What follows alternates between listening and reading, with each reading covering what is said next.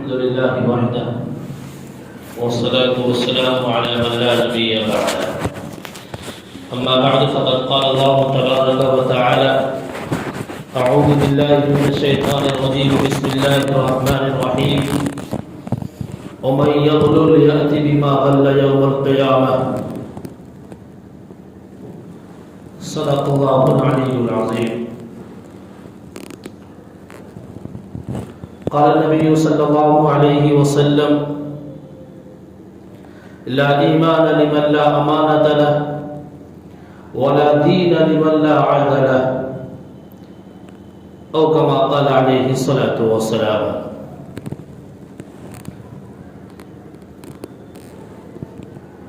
یار کی مرضی کتابیں یار کا دم بھر کے دیکھ، یار کی مرضی کتابیں یار کا دم بھر کے دیکھ، عرض مطلب کر کے دیکھا ترک مطلب کر کے دیکھ.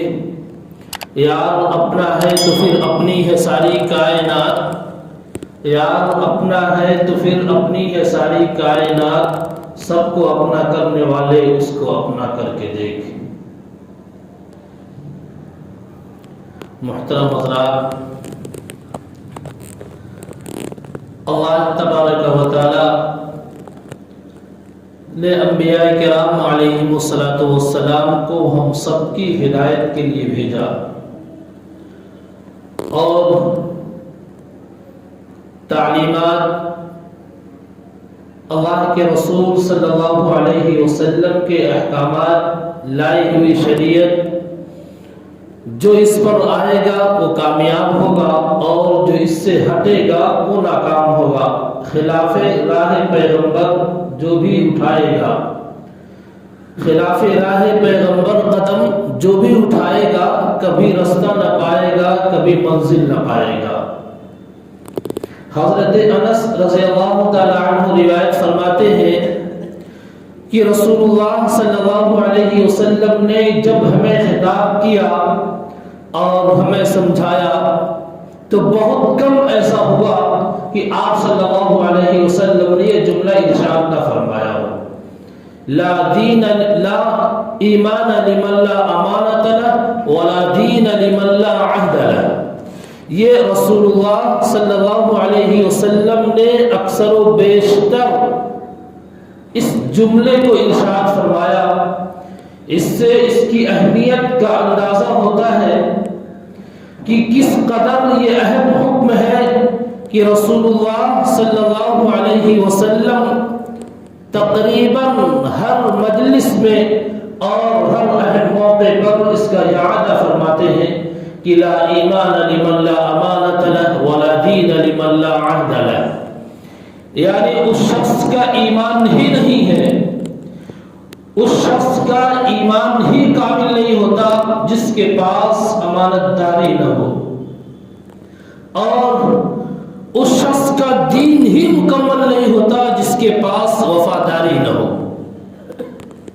تو تکمیل ایمان کے لیے امانت داری اور تکمیل دین کے لیے وفاداری. تو امانت داری اور وفاداری یہ مومن کی پہچان ہے، اور امانت میں خیانت کرنا اور بے وفائی کرنا یہ منافق کی نشانی اور منافق کی علامت ہے. رسول اللہ صلی اللہ علیہ وسلم نے متعدد احادیث میں فرمایا کہ چند علامتیں ذکر فرمائی.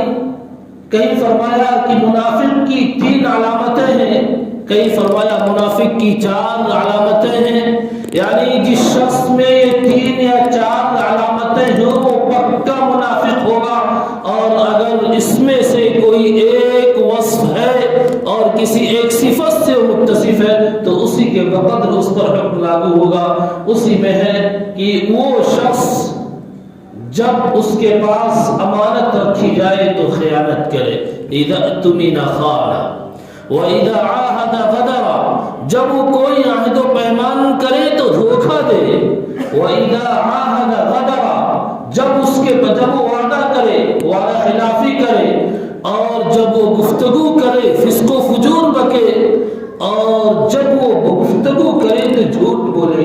یہ منافق کی علامتیں ہیں، یہ منافق کی نشانیاں ہیں. تو امانت داری امانت کا جب لفظ آتا ہے اور ہم سنتے ہیں تو یہ سمجھتے ہیں کہ امانت کا تعلق صرف روپے اور پیسوں سے ہے. نہیں، امانت کا تعلق صرف روپے اور پیسے سے نہیں، بلکہ امانت کا تعلق بہت ساری چیزوں سے متعلق ہے. خود اللہ تبارک و تعالی نے جب ارشاد فرمایا ان اللہ یأمرکم ان تؤدوا الامانات الی اہلها، اللہ تبارک و تعالی تمہیں حکم کرتا ہے، اللہ تبارک و تعالی تمہیں مکلف بناتا ہے کہ امانتوں کو امانت والوں کے حوالے کر دو.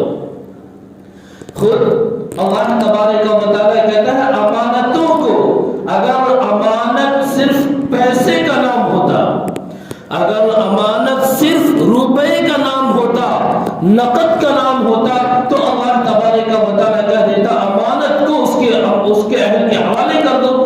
لیکن اللہ تبارک و تعالی فرماتا ہے امانتوں کو اس کے اہل کے حوالے کر دو، جس کی امانت ہے اس کے سپرد کر دو. اور پتہ چلا تب اس سے کہ امانت صرف روپے اور پیسے سے متعلق نہیں ہے، بلکہ اس کا دائرہ اور وسیع ہے، اس کا دائرہ اور کشادہ ہے. بلکہ اس آیت کا شان نزول بتلاتا ہے کہ جس موقع پر یہ آیت نازل ہوئی وہ فتح مکہ کا موقع ہے، اور خانہ کعبہ اب مسلمانوں کے زیر نگی آ گیا. اس وقت جب خانہ کعبہ کو کھولنے کی باری آئی اور چابی مانگی گئی تو چابی ایک کافر کے ہاتھ میں تھی. ان کا نام بھی عثمان تھا. انہوں نے وہ چابی حوالے کرتے ہوئے کہا یہ امانت ہے، اس کو میرے حوالے کر دینا. اب رسول اللہ صلی اللہ علیہ وسلم اندر داخل ہوئے اور ادھر منتظر ہیں کہ اب جب اللہ کے رسول صلی اللہ علیہ وسلم باہر آتے ہیں تو یہ چابی کس کو ملتی ہے اور کس کے قبضے میں آتی ہے. اب کون اس کا نگراں ہوگا اور کون اس کا خادم ہوگا، کون اس کی دیکھ ریکھ کرے گا، سب لوگ منتظر ہیں. اللہ کے رسول صلی اللہ علیہ وسلم باہر تشریف لاتے ہیں اور وہ چابی نام لے کر کے کہتے ہیں فلاں کہاں ہے. ادھر منتظر ہے کسی اور کو ملے، لیکن اس نے دیتے ہوئے ایک امانت کا لفظ استعمال کیا تھا.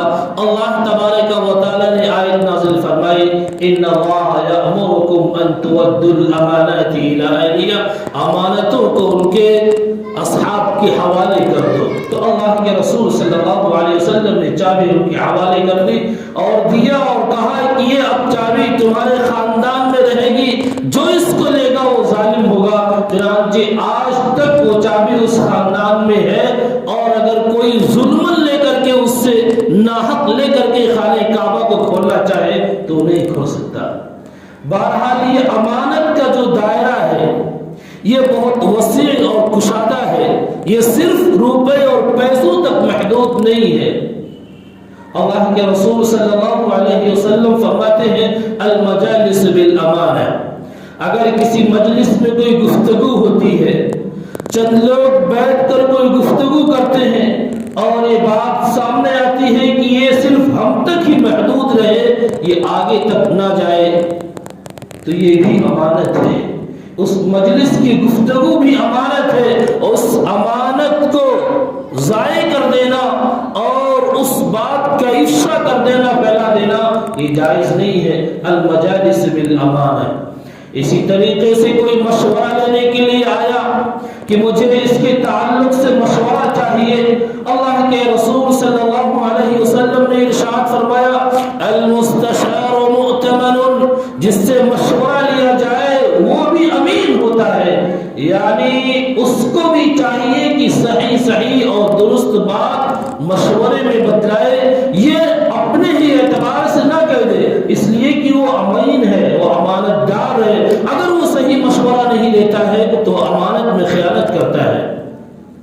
اللہ کے رسول صلی اللہ علیہ وسلم کی خدمت میں ایک ابو الحیثم ایک صحابی ہیں، وہ آئے اور آ کر کے کہا مجھے غلام کی ضرورت ہے.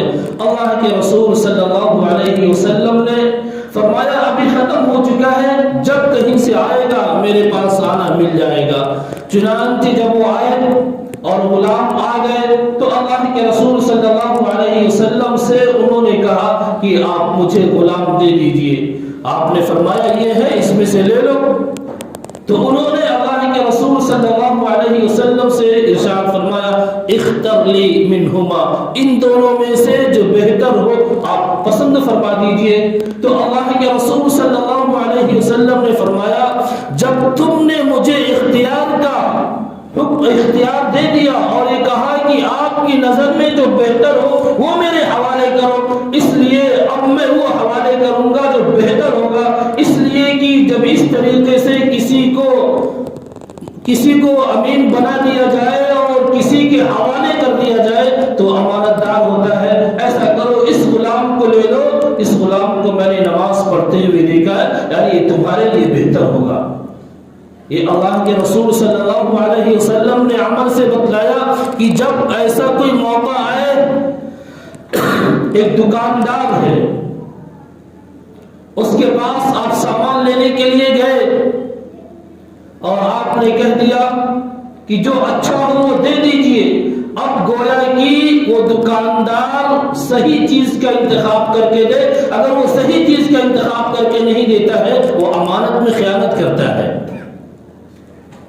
کوئی تجارت پیشہ ہو یا کوئی اور کام کرتا ہو یا وہ مارکیٹ سے سامان لے کر کے آتا ہو اور جب اس سے کہہ دیا گیا کہ جو اچھا ہو اس کو لے کر کے آنا، یعنی یہ جس کے حوالے کر دیا جائے گویا کہ وہ اس کو امین بناتا ہے. اب اسے یہ چاہیے کہ وہ بہترین چیز کا انتخاب کر کے دے.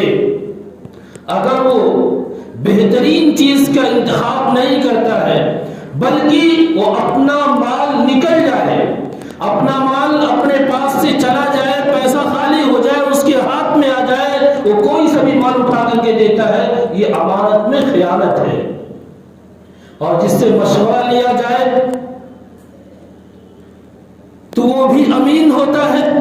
کس طریقے سے صحابہ کرام مشورہ میں کس طریقے سے اس کا خیال کرتے تھے. کسی نے آ کر حضرت علی رضی اللہ تعالی عنہ سے پوچھا اور رشتے کے تعلق سے کہ حضرت حسن اور حضرت حسین حضرت جعفر ابن ابی طالب ان کے تعلق سے رشتے کی بات تھی.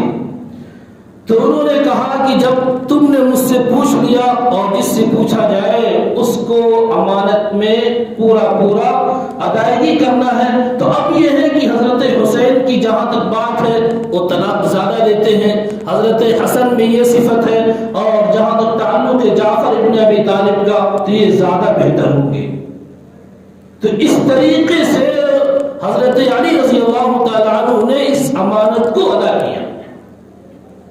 اور کیسے لوگ اس امانت کو ادا کرتے ہیں اور کس طریقے سے اس کی فکر کرتے ہیں. اس امانت کا دائرہ میں نے بتلایا یہ بہت وسیع ہے. یہ تو صرف عبادات تک نہیں، عبادات میں بھی امانت ہے کہ نماز پڑھنے کے لیے آئے، اب نماز کو اس طریقے سے ادا کرنا ہے جس طریقے سے ادا کرنے کا حکم دیا گیا. اگر اس طریقے سے ادا نہیں کرتے ہیں تو یہ بھی ایک امانت میں خیانت ہے.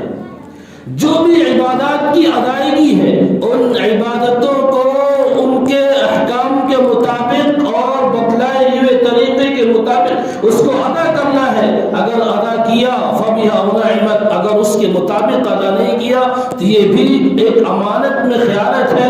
کیونکہ اللہ تبارک و تعالیٰ سے ہم نے اس بات کا عہد و پیمان لیا ہے کہ جس چیز کا ہم مکلف بنائے جائیں گے ہم اس کو مکمل طریقے سے ادا کریں گے. اس لیے رسول اللہ صلی اللہ علیہ وسلم بار بار موقع پر ارشاد فرماتے لا ایمان لمن لا امانت له. اس شخص کا ایمان ہی مکمل نہیں، اس شخص کا ایمان ہی گویا معتبر نہیں جس کے پاس امانت کی پاسداری نہیں، امانت کا لحاظ نہیں. لا دین لمن لا عہد له، جس کے پاس وفاداری نہیں اور عہد و پیمان کا مکمل کرنا نہیں، اس کا دین ہی گویا معتبر نہیں ہے.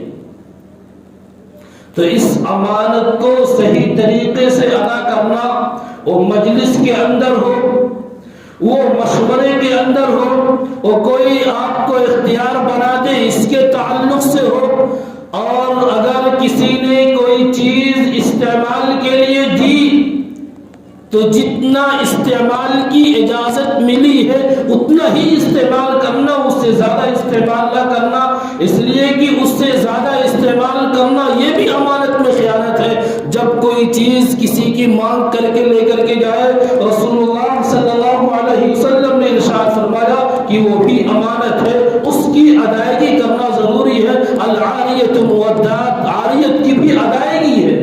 تو جس چیز کو جس کام کے لیے لیا اس کو اسی طریقے اسی حد تک محدود رکھنا، اور جس کام کے لیے مانگ کر لائے ہیں اسی طریقے سے اس کو استعمال کرنا یہ لازم اور ضروری ہے۔ اس سے آگے استعمال کریں گے تو وہ امانت میں خیانت ہے۔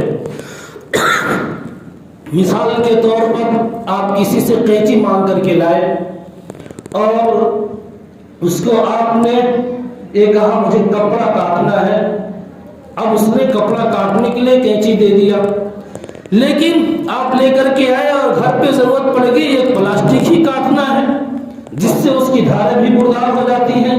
آپ نے سوچا کہ مانگ کر کے لائے ہیں، چلیے ہم اس کو بھی کاٹ لیتے ہیں، یہ امانت میں خیانت ہے۔ آپ نے کپڑا کاٹنے کے لیے مانگا ہے تو وہی تک اس کو استعمال کریے، آگے تک استعمال کریں گے تو یہ امانت میں خیانت ہے۔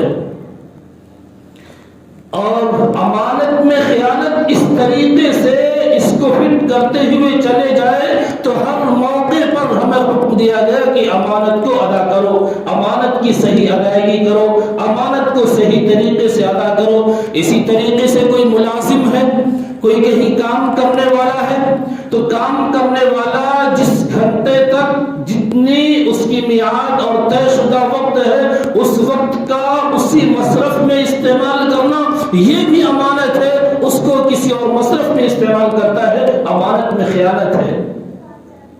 اور اگر کسی کو کوئی چیز دی گئی، کوئی ملازم ہے اس کو کوئی چیز اس کے کام کے اوقات کے استعمال کے لیے دی گئی اور اگر وہ اس کو اس کام کے اوقات کے علاوہ بھی استعمال کرتا ہے تو یہ بھی امانت میں خیانت ہے۔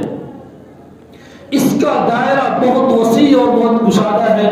حضرت تھانوی رحمۃ اللہ علیہ ایک مرتبہ جا رہے تھے، اسٹیشن پہنچے تو پتہ چلا کہ گاڑی جا چکی ہے، اب دوسری گاڑی کا انتظار کرنے کے لیے اسٹیشن پر بیٹھنا، پھر وہ اندھیرا چھا گیا، اتنے میں حضرت کا ایک جاننے والا آیا اور دیکھا کہ اندھیرا ہے، اب کہا کہ بھائی ان کے لیے روشنی کا انتظام کیا جائے۔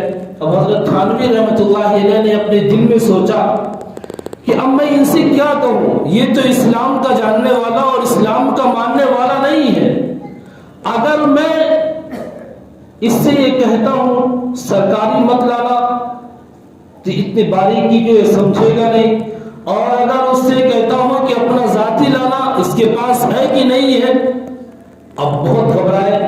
چنانچہ اسٹیشن ماسٹر نے کہا کہ بھائی لالٹین لینے کے لیے جا رہے ہو وہ لالٹین لے کر کے آنا جو میرے گھر پر ہے، سرکاری والا مت لانا، اسٹیشن والا مت لانا۔ تو دل میں بہت گھبرائے، اللہ تبارک و تعالیٰ نے اس کی بھی سبیل پیدا فرما دی۔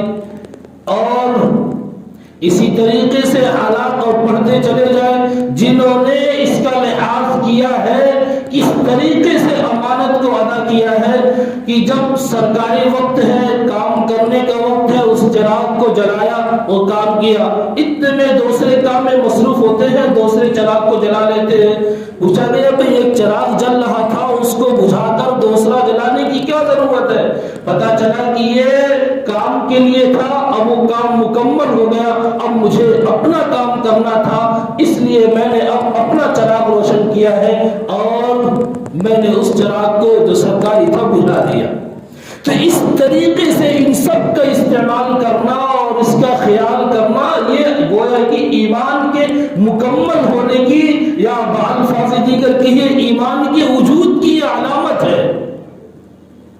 اور یہی نہیں، بہت معمولی چیز جس کو ہم سمجھتے ہیں کہ اس میں کیا حرج ہے، ہم نے کسی کا قلم لیا اور استعمال کرنے کے لیے جب فارم بھر کے بھی حوالے کر دیں گے، اتنے میں کیا ہوا کہ ہم نے قلم کو واپس بھی نہیں کیا، لے کر کے چلے بھی آئے، اس کی ادائیگی کی کوئی فکر نہیں ہے، کس طریقے سے پہنچایا جائے اس کے تعلق سے کوئی فکر نہیں، اس کو استعمال کر رہے ہیں، یہ بھی امانت میں خیانت ہے۔ جو چیز جس کی ہے اس کے حوالے کیا جائے اور تلاش کیا جائے۔ اگر آپ نے کسی سے قلم لیا، ایسے بھی کتنے محدثین گزرے ہیں جنہوں نے صرف ایک قلم واپس کرنے کے لیے مہینوں کا سفر کیا ہے، صرف اس وجہ سے یہ اس کی چیز، یہ میری چیز نہیں ہے، یہ اس کی چیز ہے۔ اور لا یحل مال مسلم الا بطیب نفس من، کہ کسی مسلمان کا مال اس کی اجازت کے بغیر، اس کی خوش دلی کے بغیر استعمال کرنا جائز نہیں ہے۔ صرف اجازت نہیں، خوش دلی کے ساتھ استعمال کرنا، خوش دلی کے ساتھ اس کی اجازت چاہیے۔ زبردستی اجازت لے کر کے نہیں دو گے تو اب تمہارے ساتھ ایسا سلوک کیا جائے گا، دھمکی دے کر کے لے کر کے آنا، یہ غلط ہے جب تک کہ وہ خوش دلی کے ساتھ اس کے استعمال کی اجازت نہ دے دے۔ یہ امانت کی بہت ساری قسمیں اور امانت کا دائرہ جو بہت وسیع ہے، اس لیے کہ امانت میں خیانت کرنا بہت بڑا جرم ہے۔ کتنا بڑا جرم ہے؟ رسول اللہ تبارک و تعالی نے ارشاد فرمایا وَمَن يَغْلُلْ يَأْتِ بِمَا غَلَّ يَوْمَ الْقِيَامَةِ، جو شخص خیانت کرے گا وہ اس چیز کو قیامت کے دن لے کر کے آئے گا جس کی اس نے خیانت کی ہوگی۔ چنانچہ اگر کسی نے اونٹ کے ساتھ خیانت کی ہوگی، یہ مال غنیمت کا موقع تھا، رسول اللہ صلی اللہ علیہ وسلم نے ارشاد فرمایا اس وقت اگر کسی نے یہ اونٹ کو لے لیا، کسی کی بکری لے لی، کسی کے مرغی لے لیا، کسی کا کوئی سامان لے لیا، کل قیامت کے دن وہ اس کے ساتھ آئے گا اور اونٹ ہوگا، اونٹ اس کی پیٹھ پر سوار ہوگا، بکری ہوگی، بکری اس کی پیٹھ پر سوار ہوگی، اور اس طریقے سے جو بھی وہ امانت میں خیانت کرے گا وہ اس کے اوپر سوار ہو کر کے آئے گا اور وہ اعلان بھی کرے گا اور چلائے گا بھی۔ تو من یغلل یأتی بما غل یوم القیامہ، جو امانت میں خیانت کرے گا کل قیامت کے دن اس کو اسی کے ساتھ حاضر ہونا پڑے گا۔ اور رسول اللہ صلی اللہ علیہ وسلم نے ایک موقع پر ارشاد فرمایا شہادت کتنا عظیم منصب ہے، شہادت کتنی انعامات کی حامل ہے، لیکن رسول اللہ صلی اللہ علیہ وسلم نے ارشاد فرمایا کہ شہید اگر اس نے بھی خیانت کی ہوگی، شہادت کا بدلہ تو جنت ہے، لیکن اس نے خیانت کی ہوگی تو اس کو بھی یہ سزا ملے گی۔ اور کیسے یہ سزا ملے گی؟ اس سے یہ کہا جائے گا کہ دیکھو جو تم نے خیانت کی ہے وہ چیز جہنم میں فلاں جگہ پر ہے، اس کو جاؤ لے کر کے آؤ۔ وہ اس چیز کو لینے کے لیے جہنم میں جائے گا، اس کو جہنم میں جانا پڑے گا، پھر وہ چیز لے کر کے واپس آئے گا اور ابھی جہنم کے دروازے پر پہنچتا ہی ہوگا کہ اب وہاں سے نکلے، اتنے میں وہ چیز اس کے ہاتھ سے چھوٹے گی، پھر وہ اس جگہ پہنچ جائے گی، پھر اس سے کہا جائے گا جاؤ اور اس کو جا کر کے لاؤ، پھر وہ لے کر کے آئے گا۔ اس طریقے سے جب تک وہ سزا اس کی ختم نہیں ہو جاتی، جب تک وہ مکمل طریقے سے پاک اور صاف نہیں ہو جاتا، تب تک اس کے ساتھ یہ سلسلہ لگا رہے گا اور اس کو چیز جہنم میں اٹھانے کے لیے جانی پڑے گی۔ سوچیں اور غور کریں کہ شہادت کہ رسول اللہ صلی اللہ علیہ وسلم نے ارشاد فرمایا کہ ابھی خون کا قطرہ زمین پر نہیں گرتا، اللہ تبارک و تعالیٰ کے ہاں اس کی شہادت مقبول ہو جاتی ہے، لیکن خیانت کی وجہ سے اس کو یہ سزا بھگتنا پڑے گا، امانت میں خیانت کرنے کی وجہ سے اس کو اس عذاب کا ذائقہ چکھنا پڑے گا۔ اس لیے بہت ہی زیادہ بچنے کی ضرورت ہے اور احتیاط کی ضرورت ہے کہ ہم کس طریقے سے زندگی گزاریں کہ کسی کی امانت میں کوئی خیانت نہ ہو، کسی کے ساتھ کوئی بدسلوکی نہ ہو، کسی کے ساتھ معاملہ خراب نہ ہو، کسی کے ساتھ کوئی حق ہمارے اوپر نہ رہ جائے، ورنہ اس کا کتنا بھیانک انجام ہوگا۔ ایک سزا تو یہ، اسی طریقے سے اگر کسی نے کسی کی کوئی زمین ہڑپ لی، ناجائز طریقے سے لے لیا، چاہے ایک بالش تھی کہ نہ ہو، ایک بالش تو ایک مثال ہے، وہ چاہے 1 انچ ہو یا 1 بالشت ہو 1 فٹ ہو، جو بھی ہو، اگر اس نے ناجائز طریقے پر اس کو لے لیا تو کل قیامت کے دن 7 زمین، جو 7 زمینیں ہیں، اس کو جہنم میں تباہ کر کے ایک توق بنایا جائے گا، اور پھر جس نے اس کو ظلمن لیا ہوگا اس کے گلے میں اس کو پہنایا جائے گا۔ اس لیے امانت میں خیانت کرنا بہت بڑا جرم ہے، بہت بڑا جرم ہے۔ وہ امانت وہ ہمارے ایمان کی ہو، امانت ہمارے عبادتوں کی ہے، وہ امانت ہمارے معاملات کی ہو، وہ امانت ہمارے اخلاقیات کی ہو، وہ امانت ہمارے معاشرت کی ہو، وہ امانت ہمارے معاملات کی ہو، جو بھی ہو، ہر ایک کے اندر کھرا اترنا ہے اور ہر ایک کو صحیح طریقے سے ادا کرنا ہے۔ جب اس طریقے سے ادا کریں گے تو اللہ تبارک و تعالیٰ کے یہاں وہ مقام عطا ہوگا، وہ مقام ملے گا کہ اس مقام کو دیکھتے ہی وہ خوش ہو جائے گا۔ اس لیے امانت میں کس طریقے سے امانت داری لوگوں نے کی ہے، اس کی اگر آپ مثال پڑھیں گے تو بہت ساری چیزیں، واقعات پڑھنے سے یہ پتہ چلتا ہے، کوئی واقعہ سامنے آتا ہے کہ اس میں کس قدر باریکی ہے۔ حضرت شیخ الحدیث رحمۃ اللہ علیہ جو صاحب فضائل اعمال ہیں، مدرسے کا وقت تھا اور بچوں کو پڑھا رہے تھے، اتنے میں ایک صاحب ملنے والے آ گئے، مکمل ہوا، دری کو سمیٹ دیا اور پھر نیچے بیٹھ کر کے اس سے گفتگو کی۔ انہوں نے کہا کہ جب کوئی مہمان آتا ہے تو اس کے لیے دری بچھائی جاتی ہے، اس کے لیے چادر بچھائی جاتی ہے، اور آپ نے تو دری کو بھی سمیٹ دیا۔ تو انہوں نے کہا ہے کہ یہ جو دری مجھے ملی ہے یہ بچوں کو پڑھانے کے لیے ملی ہے، یہ مہمانوں کو بیٹھانے کے لیے نہیں ملی ہے، اس لیے میں نے اس کو صرف اسی استعمال میں لیا جس استعمال کے لیے مجھے دیا گیا ہے۔ قاضی شریح رحمۃ اللہ علیہ، جن کی عمر 100 سال سے زیادہ ہوئی، صحابہ کرام کے زمانے میں بھی قاضی رہے اور بعد میں بھی قاضی رہے، ایک معاملہ آتا ہے حضرت علی رضی اللہ تعالی عنہ کا اور ایک یہودی کا۔ حضرت علی رضی اللہ تعالی عنہ کی زرہ گم ہو جاتی ہے، چوری ہو جاتی ہے۔ جب وہ دیکھتے ہیں کہ یہودی کے پاس ہے، مقدمہ پہ دائر کرتے ہیں حضرت قاضی شریح رحمۃ اللہ علیہ کے پاس۔